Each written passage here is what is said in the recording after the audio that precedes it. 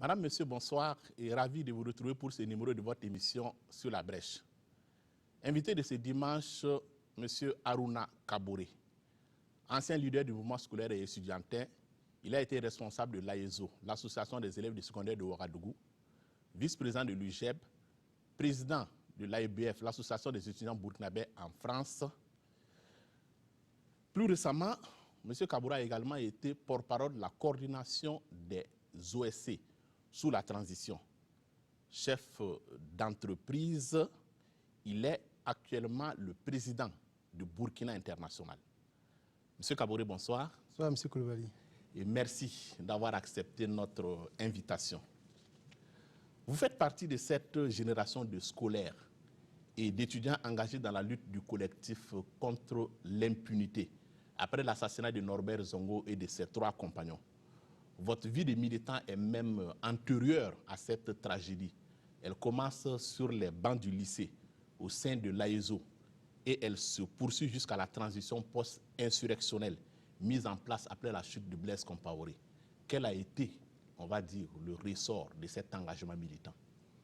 Je voudrais dire que il faut dire effectivement quand on évolue dans une société, quand on évolue dans un certain nombre de milieux et qu'on est face effectivement donc, à un certain nombre de problèmes, il y a 2 types de personnes. Il y a ceux effectivement donc, qui choisissent d'observer et il y a ceux qui effectivement donc, qui choisissent de réagir. J'ai eu la chance donc, de faire partie de la catégorie de ceux qui ont choisi effectivement donc, de ne pas laisser les problèmes effectivement les envahir en étant convaincu effectivement donc, que par la lutte, on arrive effectivement donc, à obtenir des acquis. Est-ce qu'aujourd'hui vous vous considérez toujours comme un militant et pour quelle cause? Je me considère comme un citoyen engagé. Quelqu'un effectivement donc, qui pense effectivement que dans la priorisation, on a dans un premier temps la nation. Ensuite, on a aux côtés de la vie des familles, la vie professionnelle. Et Norbert Zongo lui-même nous enseignait qu'il n'y a pas d'avenir pour quelqu'un qui vit dans un pays qui n'en a pas. Donc la priorité, effectivement, donc, de défendre ce qui constitue l'intérêt général, effectivement, donc, prédomine. Donc on est régulièrement donc, des citoyens engagés pour créer les conditions de notre propre, j'allais dire, d'un cadre de vie meilleur, en tout cas, pour pouvoir évoluer, pour permettre donc les autres aspects de pouvoir s'installer. Alors, militant syndical engagé sur les questions de gouvernance et de droits humains, ces 20-25 dernières années, vous étiez plutôt un partisan du macadam et de la contestation, parfois engagé dans des courses-poursuites avec les forces de l'ordre, qu'un habitué des salons feutrés et des cercles du pouvoir. Or, il y a 3 semaines à peu près, on vous a plutôt vu aux côtés du président Roch Kaboré dans cette affaire de think tank et de colloque international sur la relance économique au Burkina. Comment est-ce que vous expliquez cette nouvelle posture qui est la vôtre? Je ne sais pas si c'est une nouvelle posture. Je voudrais indiquer tout simplement que nous avons pensé organiser un colloque international sur la relance économique, étant donné que nous sommes une structure de réflexion, un think tank, un laboratoire d'idées. Et nous avons réuni un comité scientifique composé d'éminentes personnalités, j'allais dans le domaine scientifique, économique dans notre pays et qui viennent de l'international. Et le comité scientifique a pensé que pour le portage du projet, il était bien effectivement que nous ayons un bon portage pour permettre donc de pouvoir peser énormément en ce qui concerne la mise en œuvre donc, des résultats donc, de ce colloque-là. Et nous avons trouvé effectivement donc, au chef de l'État la personne la mieux indiquée pour effectivement donc, parrainer cette activité-là, afin de lui donner effectivement donc, j'allais dire, l'aisance, la capacité nécessaire effectivement donc de pouvoir après effectivement donc j'allais dire voir le colloque, voir les résultats donc de colloque effectivement été mis en œuvre. Ce qui explique effectivement donc que le chef de l'État a bien voulu j'allais dire parrainer cette activité et à la clôture nous avons eu la présence effectivement donc du Premier ministre pour recevoir effectivement donc les résultats donc de notre travaux. Donc je pense effectivement donc que c'est un travail éminemment scientifique et intellectuel qui nous a amené effectivement donc, à faire cela. Du reste, je précise effectivement donc que Roch Marc Christian Kaboré a été élu par les Burkinabés. C'est le président de tous les Burkinabés. Pour le moment, il n'est pas déclaré dictateur et infréquentable. Au-delà des dénégations que vous pourrez formuler, une partie de l'opinion, on va dire, a déjà formulé son opinion sur sur vous et considère simplement que le temps est venu pour vous de manger et que vous êtes dans le reniement de ce que vous avez été jusque-là, tout simplement. Manger. Ben, je précise que d'abord, je n'étais pas affamé. Ça, au moins, ça, pour parler assez crûment. Donc, je ne vois pas manger. Je suis chef d'entreprise, vous avez bel et bien indiqué effectivement donc, dans la présentation. Donc je pense effectivement donc, que ce qu'il y a lieu de retenir, c'est plutôt le contenu de notre travail. C'est plutôt l'exercice auquel nous sommes invités, qui consiste à réunir en tout cas en 2 jours, c'est-à-dire les 10 et 11, d'imminents spécialistes, des experts venus un peu partout pour venir réfléchir. Nous avons fait le pari de rassembler 200 personnes, constituées donc de chefs d'entreprise, d'experts, pour pouvoir discuter de ces questions-là. À l'arrivée, nous avons réuni 375 personnes sur 2 jours. Nous avons réfléchi, nous avons abouti effectivement à des résultats fort intéressants et nous travaillons effectivement donc, à la mise en œuvre. Si c'est cela qu'on appelle effectivement donc aller manger, alors nous allons recommencer effectivement à aller à la mangeoire. Parce que nous allons encore mener d'autres types d'activités, des ateliers, des réflexions effectivement, et nous allons mener des actions de mise en œuvre dans différentes recommandations et la presse sera régulièrement informée. Et si jamais une autre idée nous venait en tête, si jamais des nouvelles façons de faire nous venaient en tête, si jamais des nouvelles propositions nous venaient en tête, nous allons encore recommencer. Donc les gens peuvent se rassurer là-dessus. Nous allons encore aller manger, si c'est cela, appeler manger. Il n'a échappé à personne que votre patronyme Kaboré rappelle étrangement celui du chef de l'État. D'où vient le fait que Aruna Kaboré, que certains disent sorti du néant, peut-il se retrouver en train d'organiser un forum international sur la relance économique au Burkina Faso? Bon, je n'avais jamais eu effectivement l'occasion d'entendre dire la question, ça me fait marrer. Ben, moi, j'ai eu la chance effectivement donc, de connaître le président du Faso dans le cadre donc, de la coordination des OSC, à travers donc, la lutte, je l'ai dit, l'insurrection, la résistance. Il y avait la coordination de l'OSC, il y avait le cadre de concertation des partis politiques. Et dans ce cadre-là, tous les chefs de partis de ce cadre-là, effectivement, ont eu l'occasion de discuter avec les différents responsables donc, des OSC. Donc, que ce soit le président du Faso, le chef de file de l'opposition, Maître Sankara, tous les chefs de parti, nous avons effectivement eu les mêmes types de relations avec d'autres camarades. Bon. Est-ce que l'homme de la rue peut penser que vous êtes son bon petit pour parler terre à terre? Maintenant, si effectivement donc, cette relation-là, elle est vue effectivement donc, comme une relation effectivement donc, de bon petit, moi je ne sais pas, nous sommes avec suffisamment donc, de camarades pour faire ce travail-là. Maintenant, le patronyme, c'est vrai, vous le dites. Bon, moi je suis de Koudougou, hein, on va dire les choses comme ça, je suis de Benghazi. Peut-être que ce qui explique un peu le caractère trempé et tout le reste, effectivement. Je ne pense pas que le chef de l'État y est. Et puis, je pense que ce n'est pas important. Il y a des milliers de Kaboré qui ne sont pas de la même famille. Et je sais que si les gens le disent, ils le disent pour rire parce que les Burkinabés sont concentrés sur autre chose. Ils sont concentrés, effectivement, dans comment trouver des problèmes à des solutions à leurs problèmes. Les Burkinabés sont concentrés, effectivement, à construire leur avenir. Les Burkinabés sont concentrés pour que les luttes qu'ils ont contribué à développer produisent effectivement donc des effets. Je pense que ceux qui s'intéressent à des petits détails comme ça, effectivement, bon, sont peut-être des gens qui n'ont pas les mêmes préoccupations, sinon ce n'est pas la majorité des Burkinabés. Alors, vous avez été le porte-parole de la coordination des OSC pendant la transition, une transition considérée à tort ou à raison comme le pouvoir des OSC, justement. Il ne vous a pas échappé que la transition a fait l'objet de nombreuses critiques ces derniers mois. Est-ce que de ce point de vue, vous vous sentez comptable des griefs qui lui sont reprochés? La transition a été mise en œuvre après la signature d'une charte. Et une charte qui, j'allais dire, a permis à toutes les forces vives de la nation donc, de se mettre en mouvement pour, j'allais dire, assurer cette période-là. Et quand vous regardez sa composition, c'est une composition où nous avons un chef de l'État, Michel Kafando. Vous avez un gouvernement qui est composé de personnalités issues de la société civile, des partis politiques, que ce soit de l'opposition aujourd'hui ou du parti au pouvoir. Vous avez un CNT qui était composé de 90 personnes, où il y avait 25 responsables de société civile, 30 au niveau donc, des partis politiques d'opposition, 10 de l'ancienne majorité, et puis 25 militaires. Donc quand vous regardez, que ce soit au niveau donc, du gouvernement, que ce soit au niveau donc, du législatif, vous comprenez très bien effectivement que la transition était l'affaire de tout le monde. D'où vient l'idée, effectivement, donc c'est une transition, effectivement, donc un pouvoir d'OSC. Si seulement si la composition montre clairement que c'était tout le monde qui était embarqué dans la danse. Non, je pense que c'était un faux procès. Et que dans la réalité, il y a des choses qui ont été faites. Il y a eu des insuffisances, certes, mais moi, je suis très fier, effectivement, de ce qui a été fait sous cette transition-là, notamment sur la question, effectivement, des réformes. Parce qu'il vous souvient, effectivement, donc, que c'est durant cette transition-là que nous avons réussi à avoir l'un des codes électoraux les plus révolutionnaires qui a mis en place, par exemple, la question de la candidature indépendante qui n'était pas une réalité au Burkina Faso. Et il vous revient, effectivement, donc, que cette transition-là qui a eu j'allais dire, la révision donc, du code minier qui a permis donc qu'on ramène effectivement donc, de 10 points supplémentaires à la fiscalité minière, quelque chose qui est assez intéressant. Et vous revoyez effectivement cette transition-là que le combat pour la démilitarisation a été gagné. Et c'est ensemble qu'on a réussi à vaincre effectivement donc cette forfaiture qui constitue le coup d'État effectivement au 16 septembre. Moi, je pense que c'était un beau moment, un bel exercice effectivement donc, où on s'est tous mis ensemble et on a fait des choses. Maintenant, il y a des insuffisances qui sont inhérentes à toute action effectivement donc des personnes effectivement donc, qui sont amenées à gérer le pouvoir. Mais il faut regarder effectivement donc pour ne pas retomber effectivement donc dans ces travers-là pour avancer parce que le message est clair, plus rien ne sera comme avant. D'accord. Cette semaine qui s'achève a commencé avec la fin de la commémoration du 10e anniversaire de l'insurrection populaire des 30 et 31 octobre 2014. Donc, qui s'est achevé ce lundi.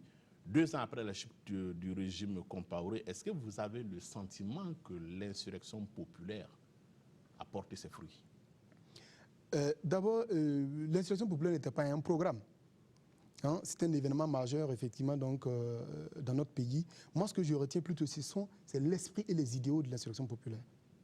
Il y a quand même de fortes attentes des Burkinabés. Voilà, ce sont les idéaux et l'esprit de l'insurrection populaire. C'est ça que je retiens. Est-ce que cet esprit a été trahi, oui ou non? Maintenant, sur la mise en œuvre des idéaux, la question qu'il faut se poser, c'est l'œuvre de qui?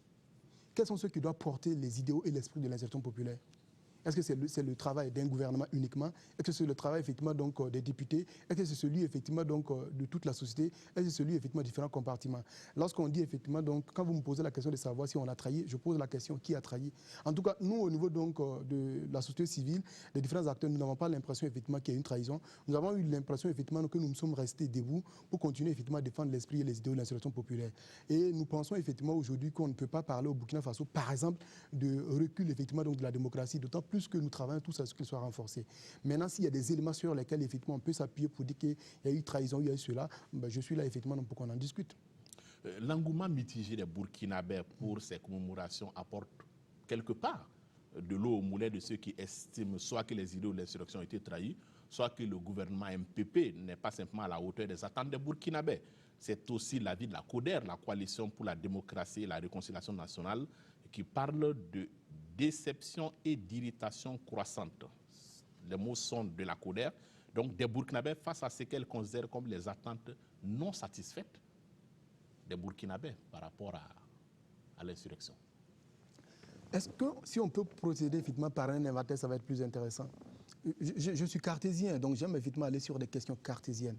Je dis, sur la question de la justice, nous attendons beaucoup de ce sujet-là. Nous attendons effectivement donc, que le combat contre l'impunité qui a été développé puisse effectivement s'accentuer et qu'il y ait des résultats à ce niveau-là.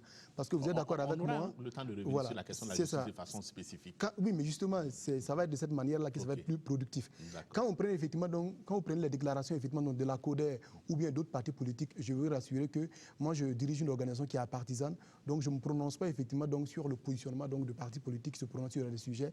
Ils ont le droit de dire ce qu'ils en pensent. Bon, c'est pas une préoccupation pour Burkina International. Je ne me positionne pas par rapport aux partis politiques. En ce qui concerne effectivement donc les Burkinabés en eux-mêmes effectivement donc qui posent des problèmes qui ne sont pas satisfaits, je voudrais moi me référer effectivement donc à une analyse des 100 jours de la gouvernance qui a été faite par le think tank et nous avons testé différentes mesures qui ont été proposées par le pouvoir actuel et nous avons vu effectivement le niveau de satisfaction en fonction donc de ces différentes mesures-là. Nous pensons que l'exercice, au bout d'1 an, nous allons tenter effectivement, non, si nous avons les moyens, de repartir là-dessus. Donc si je dois baser mon raisonnement sur des éléments cartésiens à ma disposition, je pense qu'il y a eu effectivement des mesures qui ont été plébiscitées, notamment donc la gratuité des soins. Il y a eu un certain nombre de choses qui ont été faites. Comme sur certains sujets où on ne pourrait pas totalement le reprocher à l'exécutif entièrement, sur la justice, vous allez dire qu'on va revenir là-dessus, où les gens ne comprennent pas, par exemple, la question de libération provisoire tout azimut, où les gens ne comprennent pas effectivement donc, que le dossier en matière effectivement donc, la justice effectivement pour les martyrs n'est pas réglée. Il y a pas mal de sujets comme ça où effectivement donc les gens se posent des questions, où il y a des insatisfactions. Mais là encore on peut creuser puis regarder ensemble qu'est-ce qui n'a pas marché, qu'est-ce qui fonctionne pas et qu'est-ce qu'il faut faire. Maintenant, comme je le dis, s'il y a un point précis sur lequel effectivement il y a une attente effectivement qui aurait pu se régler en 1 mois, en 2 mois, en 3 mois ou en 6 mois, il ne s'est pas fait, on peut effectivement donc critiquer et puis souhaiter effectivement que ça améliore parce que sur les questions économiques, par exemple, effectivement, vous avez trouvé la nécessité de procéder à un colloque sur la relance économique que tout le monde reconnaît aujourd'hui que l'économie burkinabé a du plomb dans l'aile. Oui, je suis d'accord, mais lorsque vous êtes un analyste effectivement donc objectif et puis, je l'ai dit souvent sérieux, on peut se dire effectivement que depuis les mutineries 2011, depuis 2012, quand vous regardez la courbe, effectivement, là, nous allons effectivement vers une chute vertigineuse de l'économie. C'est ça la réalité des faits. Lorsque vous regardez ce qui s'est passé avec l'insurrecteur populaire, il n'y a pas eu que des acquis, mais il y a eu des dégâts collatéraux. Les entreprises ont été durement touchées. Lorsque vous regardez aujourd'hui la résistance, le putsch, effectivement est venu plomber l'économie. Quand on prend tous ces différents éléments, oui, c'est une vérité que l'économie effectivement est un pont dans l'air. Donc voici quelques éléments effectivement donc, qui justifient cela. Maintenant, qu'est-ce que le pouvoir actuel effectivement a commencé à mettre comme dispositif pour qu'on y aille effectivement? Je pense aujourd'hui que sur ces questions-là, nous avons aujourd'hui un programme national de développement économique et social, qu'il soit parfait ou imparfait. C'est d'ailleurs pour cela que nous avons organisé le colloque, pour nous interroger sur l'une des problématiques, quels sont les enjeux de ce PNDS-là pour le renouveau économique. C'est une problématique. Et derrière, le secteur privé a essayé de regarder dans les différents compartiments qui le concernent, comment est-ce qu'ils peuvent effectivement donc apporter effectivement donc de la pierre pour que l'économie puisse repartir. Maintenant, est-ce que les gens sont satisfaits sur différentes problématiques? C'est pour cela que j'ai dit s'il y a des sujets bien précis, on peut regarder. Est-ce qu'on devrait traiter cette question-là de cette manière? Elle n'a pas été faite. Est-ce que cette question elle n'a pas été faite? Maintenant, est-ce qu'il y a eu suffisamment de signaux forts? Est-ce qu'il y a eu suffisamment d'éléments effectivement, qui permettent de renverser effectivement, la courbe? Je dis, nous allons bientôt procéder à une analyse, une évaluation comme on l'a fait au bout de 100 jours pour analyser les différents éléments qu'on a dessus. Mais assurément, les Burkinabés en tout cas diront qu'ils sont satisfaits lorsqu'ils vont sentir réellement les changements dans leur assiette. Lorsqu'ils vont sentir réellement que leurs conditions de vie ont amélioré, lorsqu'ils vont considérer effectivement donc, que tout le combat qu'ils ont mené depuis ce dernier temps-là, il y a des éléments qui pointent à l'horizon. Mais je sais que ça ne va pas se faire en une année. Je sais que ça ne va pas se faire en 2 ans, parce qu'il va falloir proférer effectivement non pas des réformes structurantes.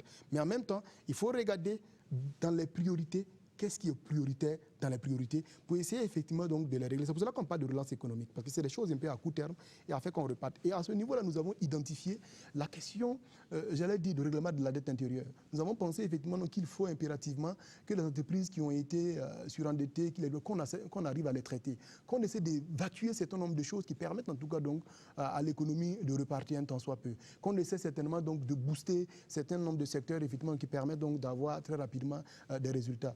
C'est un peu des choses comme ça qu'on a essayé donc de proposer. Maintenant, bon, les gens apprécient effectivement chacun en fonction de sa position pour voir si ça a marché ou ça n'a pas marché. Mais je dis, les Burkinabés attendent beaucoup de nouveaux pouvoirs.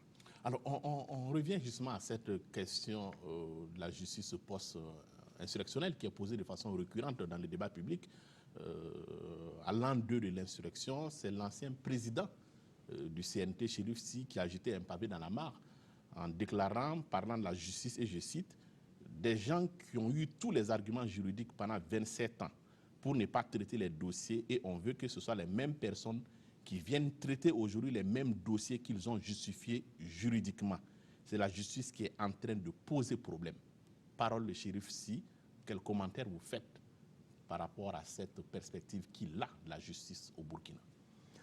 Le rapport de la commission de réforme et de réconciliation nationale, et de réforme, a déjà analysé cette question-là. Et je pense qu'ils sont aboutis effectivement ils ont abouti à des résultats qui sont assez probants qu'on peut lire aujourd'hui. Il y a eu les États généraux de la justice qui a énuméré un certain nombre de choses qui font que l'accessibilité à la justice, un certain nombre de choses, des griefs qui ont été, j'allais dire, énoncés par rapport à la justice. Il y a eu suffisamment d'éléments qui ont été, en tout cas, rassemblés, qui viennent, en tout cas, appuyer les propos, effectivement, que si Chérif dit aujourd'hui. Donc, effectivement, nous avons mal, effectivement, dans notre justice. Mais qu'est-ce qu'on fait? Parce que j'aime dire souvent, le problème, ce n'est pas de faire le point, mais c'est de former le point. C'est d'aller effectivement donc, au changement, c'est d'aller effectivement donc, à l'action après avoir fait le point. On a suffisamment fait le point. Qu'est-ce qu'on fait aujourd'hui pour que ça parte? Il y a eu quand même des éléments d'amélioration sous la transition quand vous regardez. Lorsqu'on a sérié les problèmes qui empêchent la justice donc, de se mouvoir, on a dit qu'il fallait son indépendance. Aujourd'hui, il y a des éléments en tout cas qui ont permis de consacrer l'indépendance de la justice. Maintenant, il y a certainement des moyens supplémentaires qu'il faut ajouter pour permettre aux magistrats donc, de pouvoir, j'allais dire, aller plus rapidement ou de manière efficace en tout cas, parce qu'on nous dit souvent que la justice a sa façon d'avancer, que le citoyen est effectivement un peu plus pressé. Mais en tout cas, il y a réellement des problèmes là-dessus. Et j'en venais, je citais un certain nombre d'éléments où on ne comprend pas, parce qu'il y a une trop grande bureaucratie, il y a une il y a trop de juridisme, effectivement, dans un certain nombre de choses où les gens ne comprennent pas. Il n'y a pas d'explication. On a souvent des décisions qui sont prises, où on a l'impression que les gens ne doivent pas d'explication effectivement au peuple. Or, pourtant, on dit que c'est la justice du peuple. Mais il faut vraiment expliquer aux gens et il faut aller. Maintenant, autant il y a des insuffisances au niveau de la justice, il y a des insuffisances ailleurs. Nous devons plutôt souhaiter que les gens travaillent à améliorer les choses pour qu'on avance, parce que moi, je ne fais pas partie de ceux-là qui jettent totalement à 100% l'anathème effectivement sur les magistrats en les traitant de tous les noms. Et il y a des pourris au niveau de la magistrature, il y a des travailleurs au niveau de la magistrature, il y a des gens qui se lèvent tôt au niveau de la magistrature, il y en a qui se couchent tard. Hein. Maintenant, il faut regarder, étant donné qu'on a fait les états généraux, on a identifié les problèmes. Moi, je m'attendais à ce qu'il y ait effectivement donc, ce plan d'action de mise en œuvre des recommandations qui ont été faites pour que définitivement nous sortons effectivement donc, de cette situation-là. Maintenant, s'il y a des gens qui ne veulent pas avancer, s'il y a des gens qui se mettent à compte courant de la marge radieuse du peuple, effectivement, il est clair que le peuple ne veut pas se laisser faire. Alors, une parenthèse pour évoquer le bilan financier du CNT, présidé justement par Chérif Sy, un bilan jugé dispendieux et qui alimente la polémique. Les chiffres 12 milliards de francs CFA dépensés, soit 1 milliard par mois environ, 10 milliards 600 millions dépensés selon d'autres chiffres, vous rentrez dans la polémique? Non, je pense qu'il n'y a même pas de polémique. Parce qu'on pouvait annoncer effectivement que le CNT avait dépensé 100 milliards ou 200 milliards. Ça n'amènerait pas une polémique. Moi, je veux savoir c'était quoi les dépenses. Si c'était des dépenses effectivement donc, qui étaient anormales, qui n'étaient pas justifiées, effectivement, là, on peut amener une polémique. Bon, mais c'est annoncé comme ça, vous n'avez pas de base effectivement donc, de discussion là-dessus. Maintenant, c'est vrai aussi, ça a été annoncé dans quelles conditions. Vous savez, je ne vous cache absolument rien. Je parle régulièrement à Sy Chérif. Et lorsque j'ai eu, effectivement, j'ai entendu parler de cette polémique-là, je voulais en savoir plus. Je discutais avec Sy Chérif. J'ai même eu le député Bachir au téléphone, je voulais comprendre. Mais je n'ai pas eu plus d'éléments, effectivement, donc, que les chiffres qui ont été annoncés. Donc, je pense qu'il n'y a pas lieu de polémiquer si on n'a pas plus d'éléments. Le fait qu'il y a eu des dépenses, il y a eu des dépenses. Mais ça correspondait à des dépenses anormales. Ça correspondra à des choses, effectivement, donc qui devaient être faites. Donc, vos échanges avec Sy Chérif et avec mais oui, le mais député Bachir, c'était l'actualité tout dernièrement. Voilà, donc, ce plateau ne vous a pas permis d'avancer. Non, je vais encore aller effectivement à l'informer parce que je me dis que ces dépenses-là existent en fait. On peut regarder ensemble et puis bon, je pense que si le débat est lancé, il n'est pas clos. On va certainement avoir plus d'éléments là-dessus. Mais je dis, c'est quand on aura les éléments, qu'est-ce qui a constitué les dépenses? Est-ce que c'est des dépenses normales? Est-ce que c'est des choses effectivement donc, qui étaient prévues, qui étaient budgétisées? Est-ce que ça respectait l'orthodoxie en matière de dépenses? Si c'est le cas, bon, il n'y a pas lieu de polémiquer. Ce n'est pas le montant. Ce n'est pas le montant qui a été dépensé, c'est aussi ce à quoi a servi effectivement ces différentes dépenses-là. Je pense qu'il faut regarder ça. Et puis, la relation que les Burkinabés ont à l'argent, hein, c'est une relation un peu particulière. Et quand on parle d'argent, il faut être j'allais dire, assez clair, il faut être assez transparent. Hein, parce qu'on a une relation effectivement avec l'argent qui fait que ce n'est pas très simple lorsqu'on jette les chiffres comme ça. Oui, mais la réalité aussi, c'est qu'environ 40%, sinon plus de 40% des Burkinabés vivent avec moins de 153 500 francs CFA par an. Donc, lorsqu'on dit milliard à un Burkinabé, automatiquement, il a le sens en éveil. C'est compréhensible quelque part.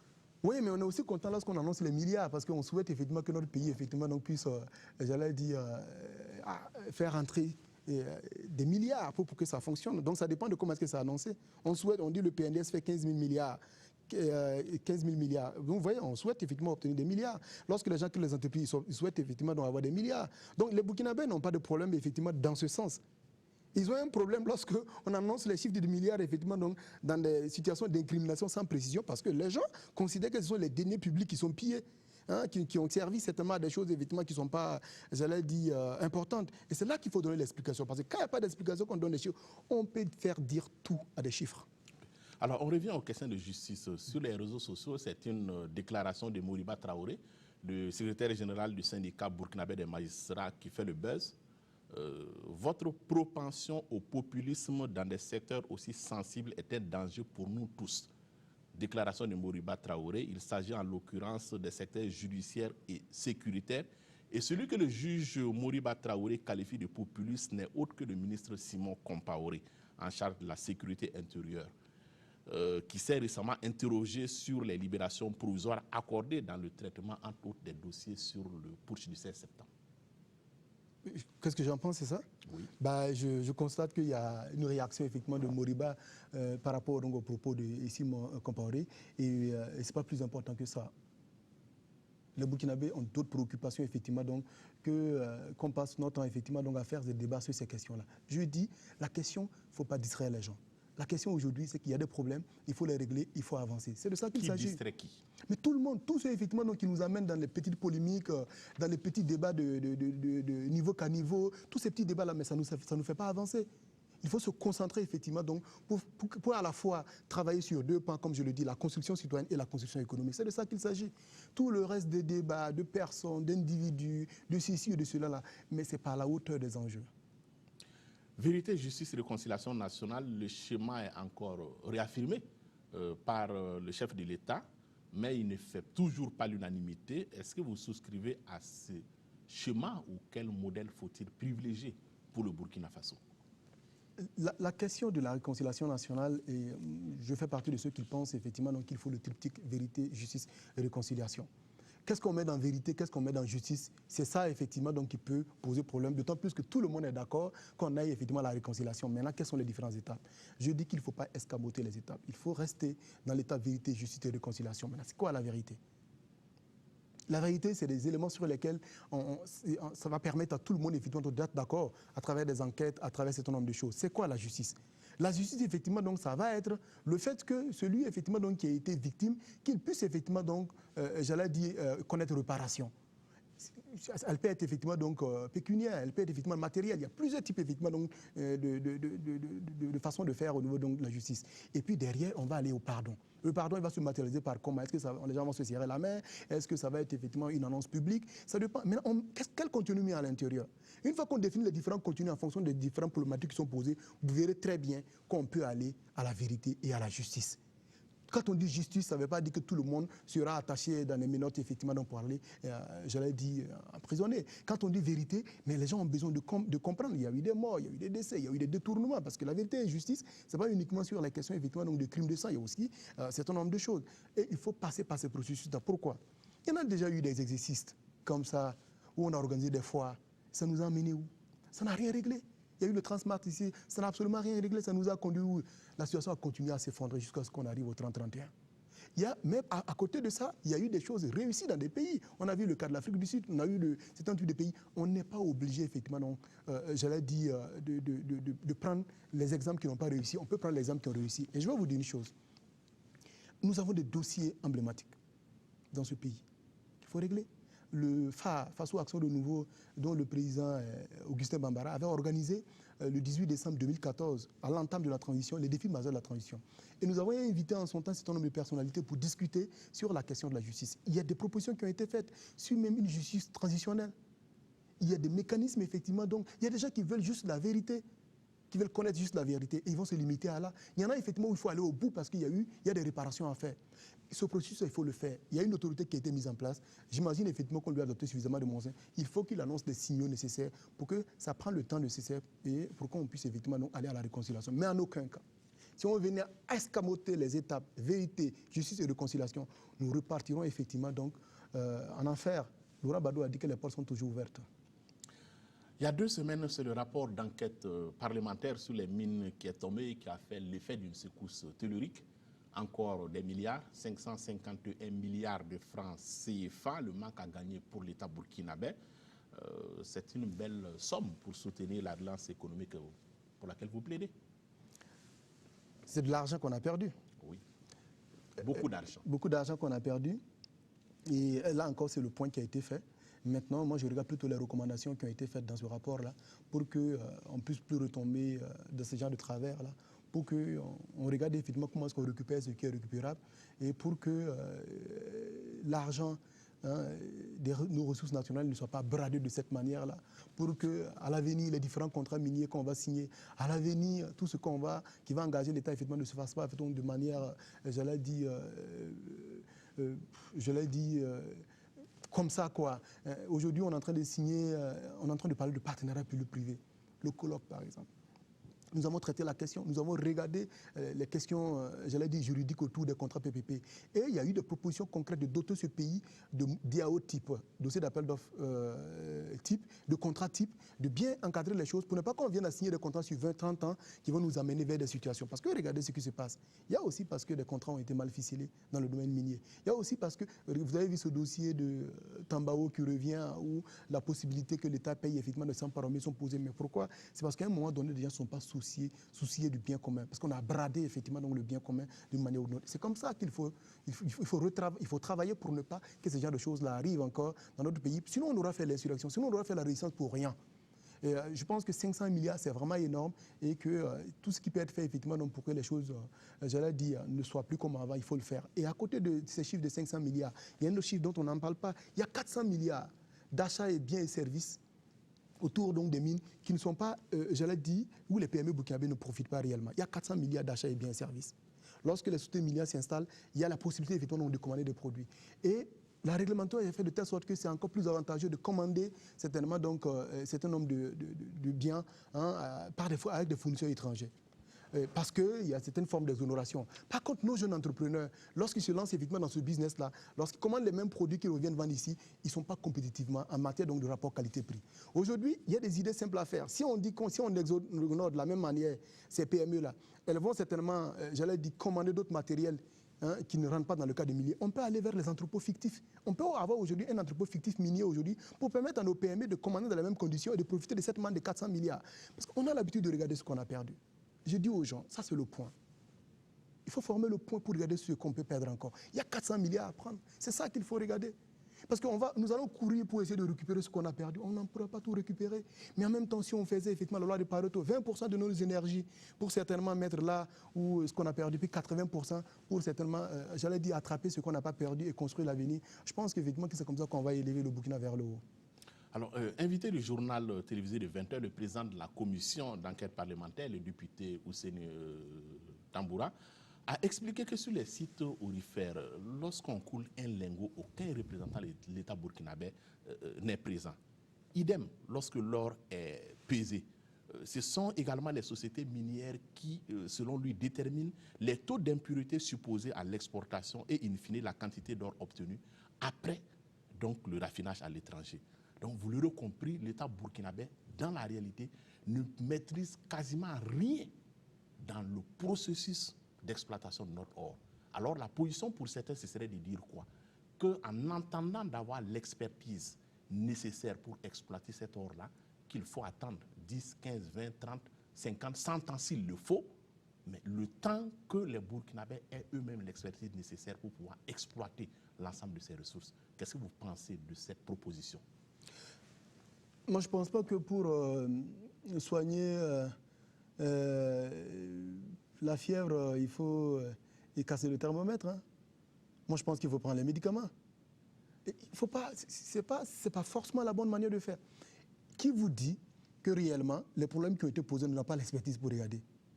Mais c'est faux. C'est vrai qu'on n'a pas l'expertise sur tous les segments de la mine. Mais on n'a pas d'expertise pour surveiller effectivement donc, le couleur de notre or. On n'a pas l'expertise effectivement pour surveiller. Non. Le problème qui a été identifié, c'est de là que je dis qu'il faut aller rapidement. Parce qu'on identifie un problème et puis après on laisse le problème pour aller taper à côté. On a identifié un problème. Avons-nous les moyens de régler ce problème? Oui, nous avons les moyens de régler, puisque c'est une absence. On n'est pas organisé. Vous croyez que quoi? On a suffisamment d'ingénieurs dans ce pays, si on les organise, si on les forme. On a suffisamment de juristes, on a suffisamment de personnes, si on les organise, qu'on les forme. Si on arrive à regarder comment se fait dans les autres pays environnants, comment est-ce que c'est réglé, on est capable de mettre des équipes pour régler ce problème-ci, tant il y a un problème effectivement réel qui a été bien identifié. Quand on réalise un problème, on devrait pouvoir les solutions.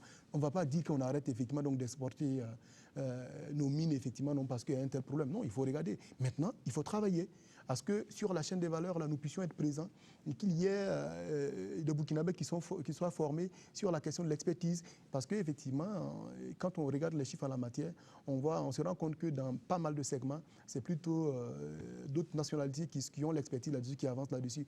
Mais là encore, c'est comme aujourd'hui la question des énergies renouvelables. On a pris le gap, j'allais dire l'axe du mix énergétique. On va commencer à installer des centrales solaires. On va commencer à installer effectivement donc des centrales hybrides. On va commencer à faire ce certain nombre de choses. Mais est-ce qu'on va recommencer la même chose? C'est pour cela qu'il faut regarder dans les contrats qu'on signe avec les sociétés qui vont faire ces centrales-là. Regarder la synergie d'action qu'il peut y avoir entre les ingénieurs de la Sonabel et ces centrales-là pour que depuis l'installation, dans l'exploitation et la maintenance, qu'ils puissent effectivement associer, pour qu'on regarde ensemble comment est-ce qu'on tire le meilleur pour que ces centrales qui vont faire 10-15 ans, on puisse en tout cas ne pas se retrouver dans une situation pareille. Les mines, c'est pareil. On est capable de développer des grappes d'entreprise autour, on est capable de développer de l'expertise, on est capable d'avancer et puis rattraper ce retard-là. Il suffit seulement qu'il y ait une volonté, il suffit seulement qu'on le décide. Il n'y a pas besoin d'arrêter le processus parce qu'il y a des investissements qui sont faits, mais pas que. il y a des emplois qui sont créés.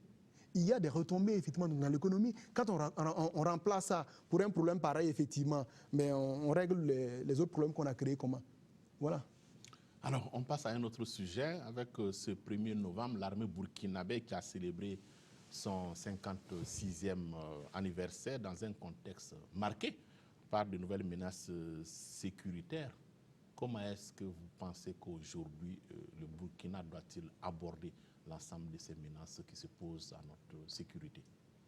Il y a, sous la transition, je sais qu'il y avait eu une commission qui a été mise en place pour réfléchir, en tout cas, d'une manière générale, sur le plan national de la défense ou quelque chose de ce genre. Et un rapport a été rendu. Et moi, je souhaite effectivement donc, si ce rapport-là a produit, j'allais dire, des propositions concrètes, qu'on mette en œuvre effectivement donc, ces propositions-là, pour permettre en tout cas donc, de disposer d'une stratégie claire en matière donc, de défense et de sécurité. Parce qu'on en a besoin. Les menaces ont effectivement donc, évolué. Il y a beaucoup d'autres types de menaces. Et puis, le dispositif, en tout cas sécuritaire qu'on a, peut ne pas être effectivement donc, complètement adapté. Parce que vous avez souvenance que depuis le 2011, les mutineries, l'ex-président a complètement déresponsabilisé notre armée en donnant tout le pouvoir effectivement donc à l'ex-RSP qui avait tout le contrôle donc du dispositif et toute l'autre partie de l'armée était déresponsabilisée. Il y a eu effectivement donc ce putsch-là, nous avons balayé cette structure-là et il y a besoin effectivement de reconstruire définitivement une stratégie nationale en tout cas en matière de défense et de sécurité, de doter nos forces, nos FDS en tout cas de moyens et de mettre certainement beaucoup plus de patriotes effectivement donc à la tête de notre armée pour pouvoir avancer. Alors, l'autre chantier, c'est la réforme de l'armée. Le président du FASO, également ministre de la Défense, l'a dit dans son discours. L'armée doit se mettre exclusivement au service des institutions de la République et doit se débarrasser des réflexes de l'état d'exception. Dixit, donc, Rochmar Christian Kabouré. Est-ce que vous pensez qu'on va y arriver au regard de l'histoire de cette armée qui a passé pratiquement les 50 dernières années dans les arcanes du pouvoir et au regard de l'actualité récente avec cette tentative de putsch attribuée à l'adjudant-chef Gaston Coulibaly de l'ex-RSP? Moi, je ne me suis jamais posé la question de savoir si on y arrive ou si on n'y arrive pas. Je dis, ceux qui posent la question de savoir s'ils arrivent, c'est les pessimistes ou les optimistes. Et les pessimistes et les optimistes, comme j'aime le dire, c'est les spectateurs. C'est jamais les combattants. Quand il y a deux boxeurs qui boxent, le boxeur A et le boxeur B, eux, ils boxent, ils veulent gagner, c'est tout. Les optimistes et les pessimistes sont les spectateurs. Moi, je suis un acteur. Donc, moi, je ne suis pas, si on va gagner, moi, je me dis, il y a des éléments sur lesquels il faut s'appuyer pour dire, à chaque fois qu'on a fait comme ça, qu'on s'est organisé, qu'on s'est battu, on a gagné. Et on doit gagner. On doit gagner, et c'est pour cela que je parle de l'esprit des idéaux de l'insurrection. On doit gagner. Est-ce qu'il faut pour autant occulter l'environnement dans lequel nous évoluons? Non, mais l'environnement... Si le putsch attribué notamment à Gaston Coulibaly avait effectivement abouti, aujourd'hui, vous ne serez pas là en train d'énoncer des concepts sur on va y arriver ou on ne va pas y arriver. Mais s'il avait abouti, vous voyez, on est encore dans les questions. Moi, je suis concret. Il n'a pas abouti. On sait pourquoi il n'a pas abouti. Parce qu'il y a un minimum d'organisation qui a permis que le putsch n'a pas abouti. Il faut renforcer cette façon effectivement de s'organiser là, pour permettre à ce qu'il y a des velléités de déstabilisation, s'il y a des gens qui en veulent dans notre pays, qu'on ne les permette pas d'atteindre leur objectif. Parce qu'il faut se mettre à l'idée que ça ne va pas s'arrêter. Pourquoi? Les Burkinabés ne font que compter ce qu'ils ont gagné. On compte nos acquis, on compte les actions qu'on a réussies. Mais personne ne fait l'inventaire de ce qu'on a fait perdre aux autres. Lorsque vous faites l'inventaire de ce qu'on a fait perdre aux autres, vous devrez comprendre très bien qu'ils sont en train de se battre effectivement donc, pour pouvoir certainement faire la restauration. À partir de cet instant-là, on s'organise effectivement pour ne pas revenir effectivement donc, en arrière. Et là, je vais vous dire une chose. Quand je disais tout à l'heure que les idéaux et les civilisations doivent être portés par tout le monde, c'est de ça qu'il s'agit. On a dit plus de militaires au pouvoir. On a dit la démilitarisation. Ce n'est pas le président qui le dit. Nous nous sommes battus pour la démilitarisation. On ne veut plus que les pouvoirs nous gèrent. C'est pour cela que moi, je fais partie de ceux-là, quand j'entends dire tel ministre, on pense effectivement qu'il faut mettre tel... Moi, je dis, le jour où on ramène des militaires au gouvernement, le jour où on ramène des militaires pour venir s'occuper du département, effectivement, là, on aura rompu avec effectivement donc, un pacte sur lequel effectivement qui a fondé effectivement la lutte qui est que c'est la démilitarisation. Depuis 1966 jusqu'en 2014, il y a les militaires au pouvoir, les Burkinabés n'en veulent plus. Ni dans un gouvernement, ni à la tête de l'État, ni comme Premier ministre. On n'en veut plus. Et tous ceux qui veulent effectivement donc faire la politique, qui sont militaires, ils démissionnent, ils viennent faire la politique normalement. Donc je dis, ceux qui tentent de venir au Burkina, ceux qui tentent effectivement de déstabiliser pour prendre effectivement le pouvoir sur le plan militaire, si les Burkinabés qui sont engagés dans la démilitarisation, les Burkinabés qui ne veulent plus le Burkina soient encore là, moi je vous dis qu'ils vont échouer. Maintenant, si à un moment donné, les Burkinabés laissent tomber effectivement le concept effectivement, donc, de l'armée au pouvoir et qui sont prêts effectivement à rechimérer dans ça, ben, les Burkinabés auront décidé de cette manière. Donc, ce n'est pas l'affaire d'un pouvoir, c'est l'affaire effectivement donc, de combats sur lesquels on s'est battu et on doit se maintenir là-dessus. Si tant on est républicain, pas lundi et puis mardi, on change effectivement donc, de façon de voir les choses. Il faut être républicain du début jusqu'à la fin.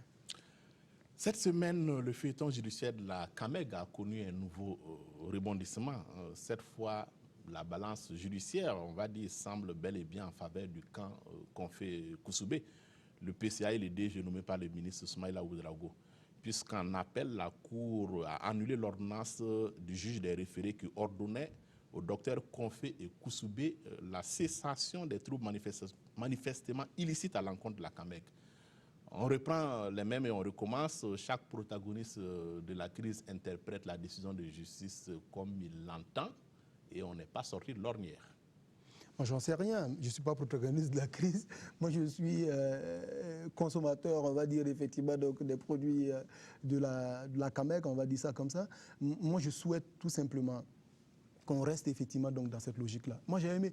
Lorsqu'il y a eu des décisions de justice au tribunal administratif, je crois, et que les gens ont dit qu'il y a une décision de justice, effectivement, donc, il faut la mettre en œuvre.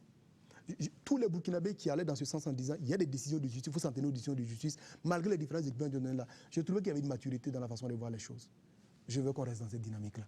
S'il y a une décision de justice effectivement, donc, qui n'est pas favorable au premier et qui est nouvelle, il faut rester dans cette dynamique-là pour effectivement dire qu'il faut mettre en œuvre les décisions de la justice. Maintenant, je ne sais pas si après ces décisions-là, il y a certainement des questions à vider dans le fond, parce que je ne sais pas s'il y a d'autres procès. Pour ce 7 novembre, donc demain, voilà, l'affaire va être jugée quant au fond devant le tribunal de grande instance de Ouagadougou. Voilà. Mais si j'ai bien suivi l'affaire, le décret effectivement, donc, qui nomme les différents responsables, je sais, soit le DG, le PCA, si j'ai bien suivi, je n'ai pas eu l'impression que ce décret-là, effectivement, a été attaqué. Et s'il n'a pas été attaqué, ça m'étonnerait effectivement que ce ne soit pas forclos. Alors que si ce n'est pas attaqué, ce n'est pas forclos, ça veut dire que les décisions qui ont été prises à ce niveau, effectivement, ça va être les autorités qui sont là. Donc moi, je dis, quoi qu'il arrive, il faut s'en tenir aux décisions de justice. Il faut s'en tenir, parce que c'est comme ça qu'on construit l'état de droit. Voilà. Et s'il y a d'autres possibilités d'aller à d'autres niveaux pour en tout contester encore les décisions, que les gens continuent dans ce sens-là, mais qu'on ne se limite pas dans des mouvements... Est-ce qu'il n'y a pas le risque, à contrario, de bâtir une république des juges? Je ne sais pas si ça existe, la république des juges, mais je dis, la démocratie, ça tient sur ces trois piliers-là. Le pouvoir législatif, le pouvoir, l'exécutif, effectivement, donc, et puis le pouvoir judiciaire. On ne pourra pas faire autrement. On ne pourra pas faire autrement si on veut construire la démocratie. Il va falloir effectivement qu'il y ait les trois pouvoirs et que ça fonctionne. Et on doit être content. Mais c'est bizarre. Les Burkinabés, on est content lorsque l'exécutif prend des décisions qui vont dans le sens de l'amélioration des conditions de vie. Mais on applaudit. Mais on devrait aussi être content si la justice prend des décisions effectivement, qui vont dans le sens effectivement, donc, de dire le droit. On devrait être content si l'Assemblée nationale prend des décisions qui vont dans le sens donc, de prendre les décisions auxquelles aspire le peuple. C'est la même chose. Et c'est vrai que la justice a tellement, c'est tellement effectivement, donc, je l'ai dit, galvaudée, elle s'est détruite par tellement d'affaires que finalement, on ne voit en elle effectivement que lorsque le train arrive effectivement en retard. Il faut retravailler pour que l'image, la justice effectivement soit redorée, hein, que la justice même travaille à ce que son image soit redorée, pour que de temps en temps on puisse applaudir les trains qui arrivent à l'heure. Alors, ce 2 novembre, Hervé Ouattara, le président du mouvement citoyen africain pour la Renaissance, a été reçu par le chef de file de l'opposition. Hervé Ouattara dit être venu partager avec Zéphirin Diabré ses inquiétudes sur les menaces qui planeraient sur son mouvement et sur sa personne. Complot réel ou simple chimère des leaders d'OST en perte de vitesse, quelle compréhension vous avez de cette affaire? Hervé Ouattara est un camarade de lutte. Hervé Ouattara, c'est quelqu'un avec qui j'ai partagé le 30-31. Nous étions avec Okissin Bambara sur la route de Kosiam. Et à un moment donné, Hervé Ouattara, Ouedraogo Assad et Bambara ont été désignés pour effectivement donc, aller rencontrer le président et lui dire effectivement que le peuple demandait donc de partir. Donc on a affronté ensemble effectivement donc, les balles assassines effectivement du RSP. Hervé Ouattara, on a continué effectivement à se battre ensemble sous la transition. Donc aujourd'hui, si je vois effectivement qu'il y a un responsable, un leader OSC effectivement donc, qui raconte des problèmes, vous voyez le premier sentiment qui me rend, c'est que je souhaite que le problème qu'il rencontre se résolve. Je souhaite effectivement donc que ceux avec qui ils ne s'entendent pas, qu'ils arrivent effectivement dans la concorde. Je souhaite effectivement donc que Dieu effectivement donc apaise le cœur pour que des gens effectivement donc tels qu'on décrit la situation effectivement donc qui viennent certainement du monde moule effectivement donc s'entendent pour que la fraternité effectivement donc domine pour qu'on avance. Parce qu'on n'a pas besoin de ça en ce moment. On a besoin effectivement de conjuguer des énergies, j'allais dire positives. On a besoin de se mettre ensemble pour effectivement nous faire partout le Burkina. Lorsqu'on a combattu des mots ensemble, le moment est venu effectivement donc d'utiliser nos énergies pour aller ailleurs. Il n'y a pas lieu de continuer effectivement donc dans ce truc de chimère là. C'est ce que je veux dire en tout cas. Dans cette théorie du complot contre le CAR, il faut le dire clairement, l'ombre de Salif Diallo, le président de l'Assemblée nationale, est évoqué de façon sibylline par Hervé Ouattara, sans que l'on sache de façon très précise ce qu'il lui reproche. Une chose est sûre, le CAR réclame la levée de l'immunité parlementaire du président Diallo du fait des relations sulfureuses, permettez-moi les termes, qu'il aurait eu avec le régime Compaoré. Je ne voudrais pas commenter les activités d'une autre organisation.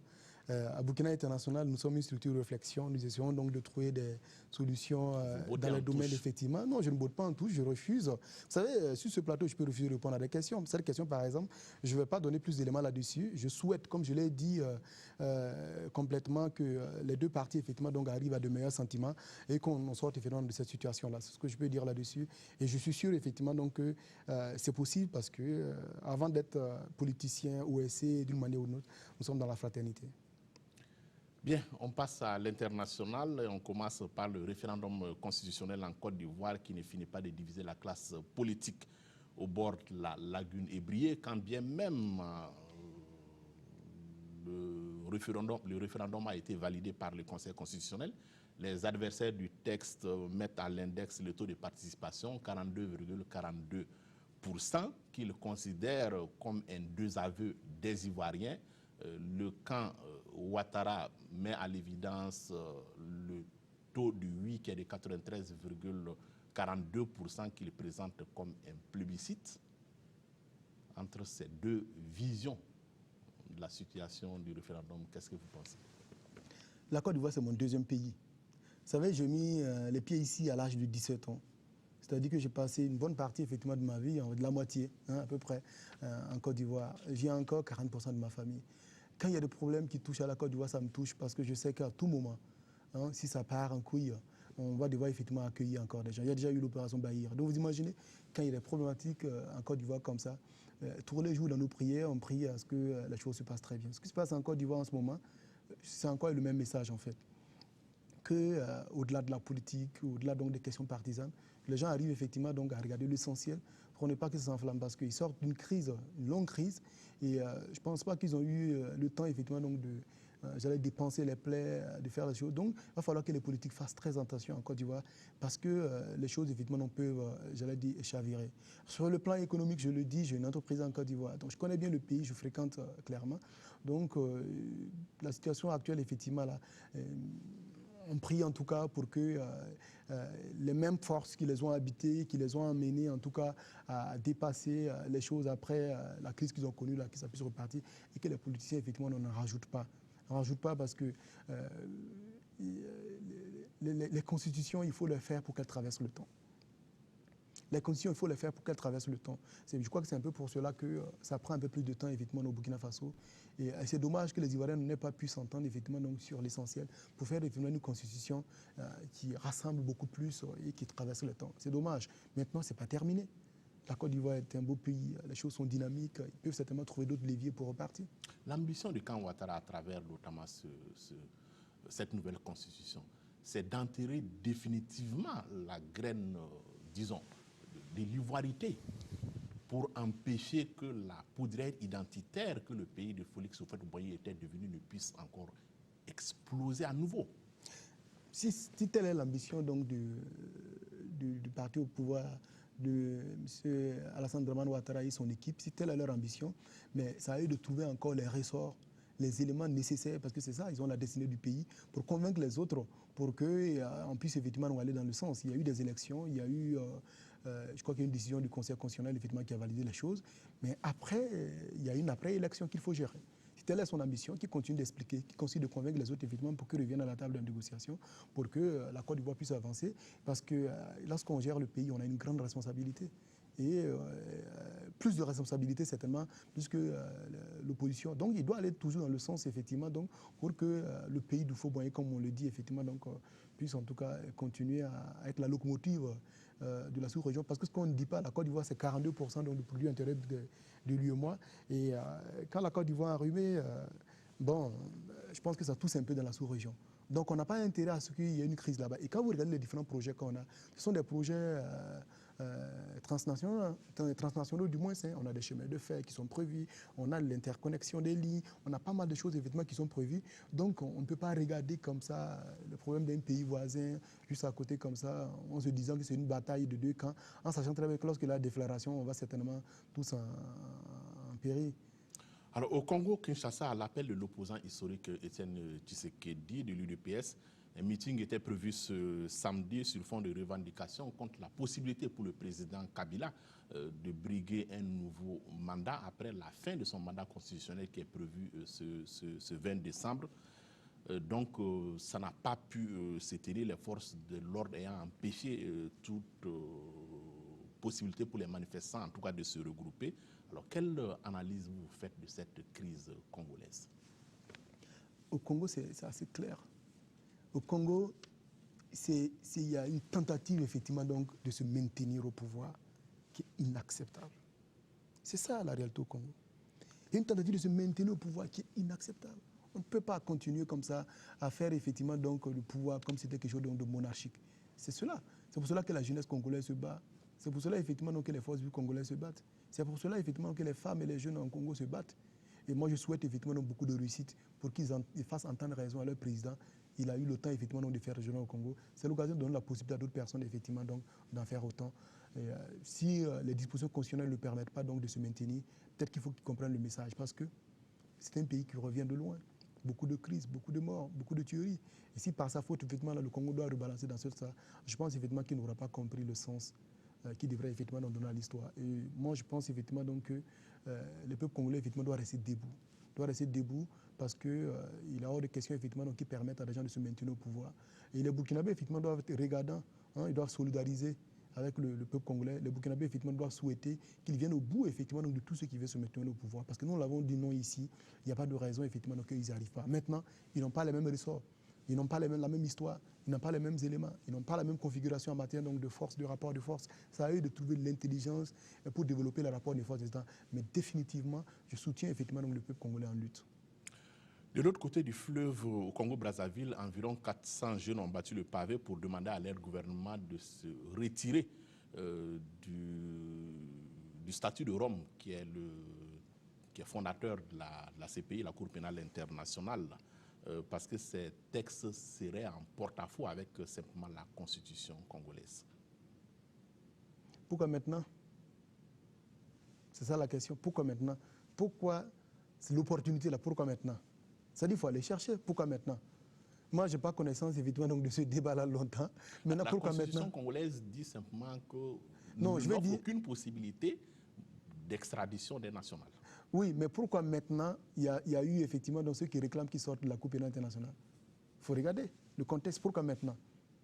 Parce que peut-être quelque part en Afrique aussi, il faut peut-être le souligner, au-delà du Congo, on a eu la Gambie, on a l'Afrique du Sud, on a le Burundi. En fait, je posais la question pourquoi maintenant de fond. Je posais la question pourquoi maintenant? Pourquoi vous liez un peu les événements? Au Burundi, à partir de quel moment ils demandent de sortir de la CPI? Au moment où des gens sont menacés par la CPI, ils demandent d'en sortir. C'est pas cohérent. Partout, les gens sont menacés, c'est en ce moment qu'ils demandent la sortie de la CPI, c'est pas cohérent. Mais ils sont allés, comme ça, bien sapés, avec leur cravate, aller signer le traité de Rome. Ils sont allés, on ne les a pas contraints. Les gens sont allés signer le traité en connaissance de cause. Le jour où ils sont menacés par le traité de Rome, ils demandent effectivement qu'on en sorte. C'est ça qui n'est pas cohérent. S'il n'y avait pas de problème particulier dans un pays, au Burundi, s'il n'y avait pas de problème, et que d'eux-mêmes, dans une situation normale, les gens analysent et qu'ils décident, nous ne voulons pas aller effectivement de ce traité-là. De la même manière, les gens sont allés de manière normale, ils peuvent décider de se retirer. Mais quand on regarde le contact et quand on regarde au moment où les gens le réclament, ceux qui le réclament, ils le réclament lorsqu'ils sont menacés. Au Burundi, c'est exactement la même chose. Quand c'est comme ça, vous voyez, ce n'est pas crédible, ce n'est pas sérieux, et c'est complètement, je vais dire, ça fait pitié en fait, pour les présidents africains d'agir de cette manière-là. Lorsqu'ils vont signer les accords, ils y vont, c'est très bien, il n'y a pas de souci. le jour où ils sont inquiétés, ils disent qu'on se retire. Non, il ne faut pas faire les choses comme ça. Par contre, dans une situation sereine, normale, les gens estiment effectivement qu'ils ne vont pas, qu'ils signent pas un traité comme tous les traités, mais les gens ont le droit effectivement donc, de se déterminer.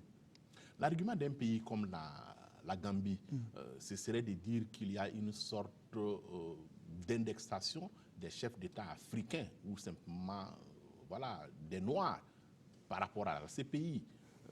Le ministre de l'Information gambien, il y a de cela une dizaine de jours, expliquait tout simplement qu'il y a une trentaine de pays occidentaux qui sont passibles d'être jugés par la CPI pour des crimes de guerre et qu'ils ne sont pas incriminés.